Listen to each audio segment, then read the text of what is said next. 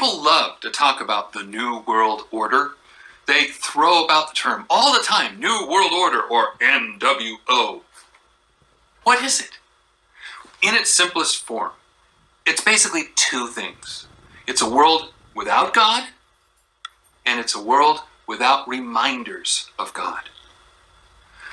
One person who got deeply into the concept of a New World Order was an occultist named Manly P. Hall, or Manly Palmer Hall.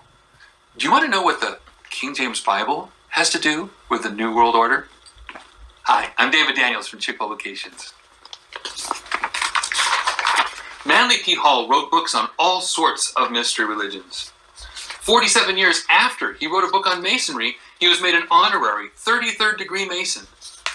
In addition, 33rd degree Masonic President Franklin Delano Roosevelt loved the guy and his occultic NWO teachings. This guy had some major connections. But even I was surprised at a quote a brother in Christ sent me. Take a look at this quote from right here, Manly P. Hall. Do you see all these right here? Take a look. All the dots indicate missing pieces, right? Well, I had to find out what the quote was. And so I couldn't find it online except in little snippets. Here, I took pictures of the little snippets here. All right, so I had to piece together, not a whole article, but 215 little snippets, carefully trying to find the words before and the words after, till I pieced together 6,000 words of the article, enough to answer my question. The article is called Asia in the Balance. It was printed in his own magazine, Horizon, the magazine of useful and intelligent living. In April of 1944, over a year before we dropped the bomb on Japan, 2 nuclear bombs, so World War II was still going on, okay? Manly P. Hall was already thinking about how to make a world government. Remember, these are his words. I've been careful, even though I'm picking out, to keep his statements in context, okay? Quote, "In the next 10 years, we will have to rebuild a world civilization. I hope for some psychologists, and even philosophers to be among those appointed to administer this problem. Without them, we are just going to get into more trouble." He goes on to say, "We will first perhaps try to make a great world plan. We will sit at a council table and figure how to iron out the troubles on the earth." Later he says, "World problems will not be solved except by creating a solution up through and out through the people themselves. And so, no post-war program can be successful unless at least 3 and probably 5 generations of social conditioning goes with it." He then says, "The way of that conditioning would be the one used in Central Europe to condition Nazi minds. There, the circulation of an ideology began in the public schools, began with the small child, which is where we'll have to begin, and educate not only our own people, but the peoples of the world. And we will have to have 5 generations of the consciousness concept of democratic cooperation before we can create a world capable of mental and emotional tolerance." It has to be done. Teaching it would have to start in the 1st grade of the public schools. Now, Hall talks about undoing the error-filled thinking that people cherish. Look at what he claims is error-filled thinking. Quote, "To make things right, we will have to undo much that is cherished error. The problem of revising the Bible shows how difficult it is to do this. For the last 100 years, we have been trying to get out an edition of the Bible that is reasonably correct, but nobody wants it. What's wanted is the good old King James Version, every jot and tittle of it, because most people are convinced that God dictated the Bible to King James in English."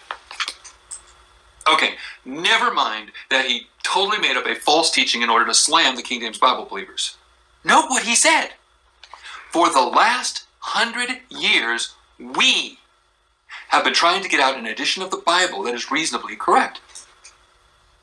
Who is we? He's an occultist. Who is he involved with? And what did they do to the Bible between the 1840s and the 1940s? What does an occultist who doesn't believe the Bible have to do with fixing the Bible? Aren't you the least bit suspicious? Okay, let's say he gets rid of the King James Bible. What does he put in its place? These are his words, not mine. Quote, "The solution to this whole problem, which has been given to us, is the basic science which we now call psychology, and which has been evolved in the last 50 years. Psychology is the first systematic effort to analyze human thinking, and psychology can be the basic science of human tolerance." Psychology from grade 1 and tolerance. Does that sound familiar? Sounds like today, doesn't it? But why pick on Christians? If you want a new world order, all is right. You need people who are conditioned for that kind of a world government like the Nazis conditioned the German people. For this kind of tolerance, you need people who will go with the flow, follow the ideas, flow with the tides, so to speak. But Christians are like buoys. They're big, bright markers. And a buoy is always anchored to something. Well, Bible believers, according to Manly Hall, are anchored to what? The King James Bible. Every jot and tittle of it. 1944. But Manly P. Hall wants to free you from that anchor. Or else you're not going to follow his New World Order. Okay, in his Students' Monthly Letter, right here. In his Students' Monthly Letter, 4th year, letter number 12, he has this to say about what he wants to free the Bible believer from and to. From the Secret Doctrine of the Bible, Revelation of St. John, conclusion, page 8. Examine several versions of the Christian Bible, as for example, compare the King James Version with the modern Revised Edition, that's Westcott and Hort, and a recent publication, the Bible as Living Literature, we now call it the Living Bible. Consider the polyglots and get a parallel Greek-English text. You will make many interesting discoveries. And he goes on. We will discover numerous errors and alternative renderings and slowly recover from the infallibility complex from which so many Orthodox Bible readers seem to suffer. Read the Vulgate, the Septuagint. And he goes on.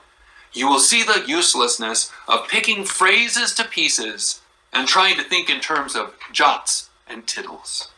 Oh, I get it. You'll be free to consider the larger issues like, joining his New World Order. You see, it doesn't matter what they're trying to free you to. What matters is what they're trying to get you from. The King James Bible, God's holy and preserved words in English. Trust holy words of God, or free yourself to be a slave to the New World Order. Take your pick. God bless you, and have a wonderful day.